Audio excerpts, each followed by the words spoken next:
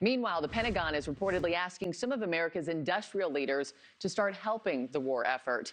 The Wall Street Journal says the Trump administration has approached Ford, GM, and several other manufacturers to help speed up weapons production. Elizabeth Prann, the host of the Hill's Raising America podcast, joins us with those details.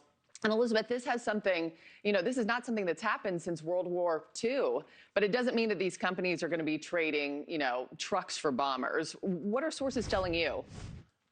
Yeah, let's clear up some of the misconceptions and the early reporting that we're seeing. We're not talking about car companies building missiles from scratch. You mentioned a World War II model. So think pieces to make whole, components to make whole. They have to have capacity. They have to have the willingness to do so.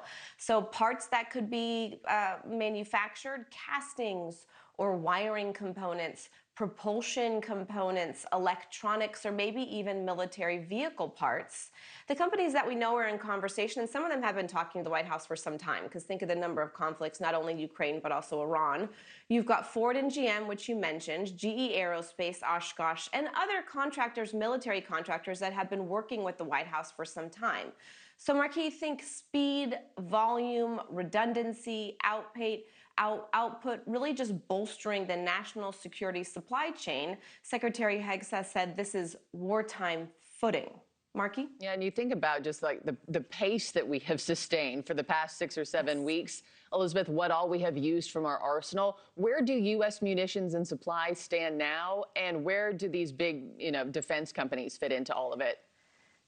Yeah, and you also have to think, Markie, think of Ukraine as well, right? There are a number of conflicts that the U.S. have been involved in. So when you think of those red flags, think very high-end air and missile defense. So the inventories are simply not endless, and the Pentagon is being transparent that they're worried about precise ammunition, raw materials to keep production moving. Now, of course, you do have the big defense companies. They are still the main supplier, the core here.